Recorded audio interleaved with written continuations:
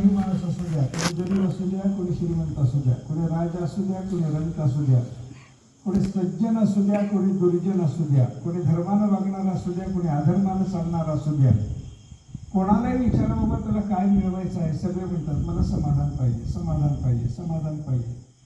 राजाला काय पाहिजे? समाधान. रंकाला काय पाहिजे? समाधान. गरीबाला काय पाहिजे? समाधान. श्रीमंताला काय पाहिजे?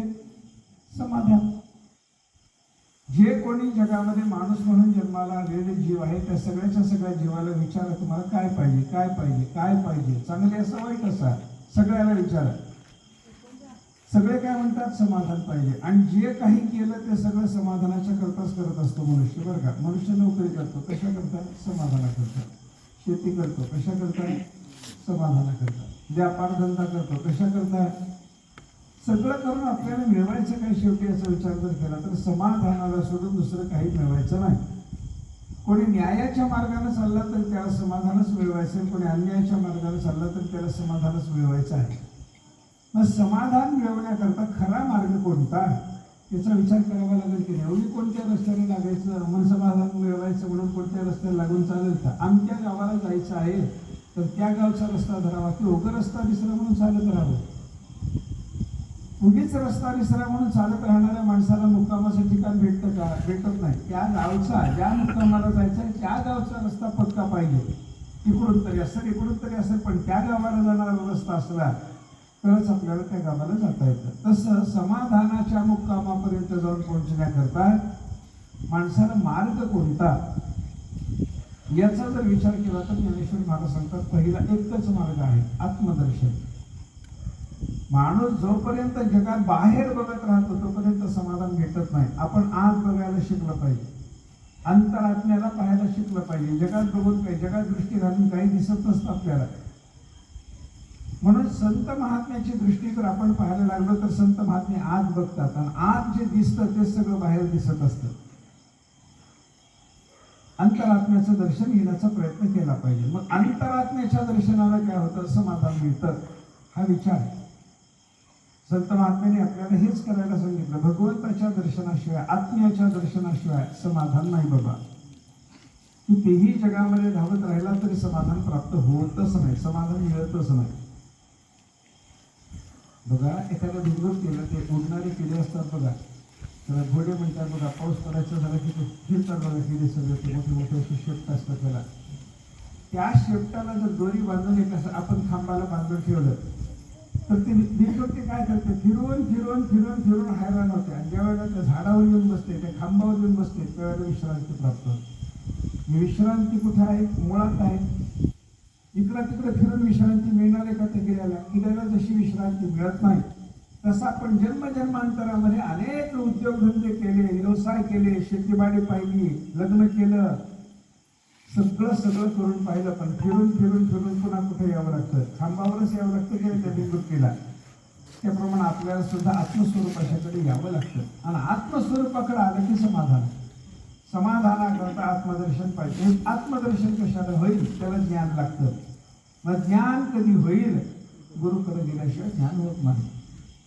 तद्विधी प्रणिपातेन परिप्रश्नेन सेवया उपदेक्षन्ति ते ज्ञानम ज्ञानिनः तत्वदर्शिनः. भगवंताने गीतेमध्ये सांगितलं आपल्याला ज्ञान पाहिजे असलं तर संत सद्गुरूकडे गेलं पाहिजे. ते ज्ञान पैदा बरवे जरी मनी आथे आणावे तरी संताया भजावे सर्वस्वी. साधू पुरुषाची काया वाचा मनानं सेवा केल्याशिवाय, सद्गुरूला शरण गेल्याशिवाय आपल्याला ज्ञान होत नाही. संताविण प्राप्ती नाही ऐसी वेद देती ग्वाही. उद्धार असे ठाव नाही भाग्यहीना विन्मुख चरणा संताची या. संत चरणाला विन्मुख झाला त्याचा उद्धार होतच नाही म्हणतात तुकाराम महाराज. याचा अर्थ काय झाला? गुरु जिथं आहे त्या ठिकाणी ज्ञान असतं, ज्ञानामध्ये आत्मदर्शन असतं, आत्मदर्शनात समाधान असतं. या तीन जोड्या जर पाहिल्या तर आपल्या जीवनात आपल्याला मिळवायचं समाधान. ते समाधान मिळवण्याकरता करावं लागणार आत्मदर्शन. आत्मदर्शन मिळवण्याकरता आपल्याला लागणार ज्ञान. आणि हे ज्ञान मिळवण्याकरता म्हणून सद्गुरूला शरण जाण्याची गरज आहे. असं या तीन जोड्याच्या आधाराने आपल्याला चिंतन करता येतं. म्हणून प्रत्येकाने सद्गुरूला शरण जाऊन आत्मदर्शनाचा उपाय केला पाहिजे आणि आत्मसाक्षात्कार संपादन करून ब्रह्मविद्या संपन्न होऊन भगवंताच्या साक्षात्काराने युक्त होऊन मनुष्य जीवनाचं सार्थक करून घेतलं पाहिजे एवढं या निमित्तानं सांगतो. अधिक महिन्याचा पवित्र पर्व काळ आहे. उद्यापर्यंत हा पवित्र पर्व काळ आपल्याला प्राप्त झालेला आहे. दर 3 वर्षांनी अधिक महिना येत असतो आणि अधिक महिन्याचं महत्त्व असं आहे की या काळात केलेलं कोणतंही पुण्यकर्म 1000 पटीनं वाढून मिळतं. बघा, आपण एखाद्या वेळेला गोदावरीला स्नान केलं, 1 गोदा स्नानाचं फळ मिळतं. पण अधिक महिन्यामध्ये 1 गोदावरीचं स्नान केलं तर 1000 गोदावरीच्या स्नानाचं फळ आहे. 1000 स्नानं केल्याचं चुकू नका. तिथं जवळ आहे तुम्हाला, आम्हाला तर दूर आहे. पण तुम्हाला गोदावरी जवळ आहे, इथल्या इथं आहे. 1 स्नान तरी करायला पाहिजे. त्याच्याने 1000 स्नानाचं फळ मिळतं. एरवीला आपण 1 माळ जप जर केला गुरुमंत्राचा तर 1 माळेचं फळ. पण अधिक महिन्यामध्ये 1 माळ जप केला की 1000 माळेचं फळ मिळतं. अधिक महिन्यामध्ये 1 रुपया दान दिला की 1000 रुपये दान दिल्याचं पुण्य मिळतं. अधिक महिन्यामध्ये जे कराल तुम्ही ते सगळंच्या सगळं 1000 पटीनं वाढून मिळतं. 1 पारायण केलं 1000 पारायणाचं पुण्य मिळतं. असं सगळंच्या सगळं बरंचसं दान करायला सांगितलेलं आहे अधिक महिन्यामध्ये.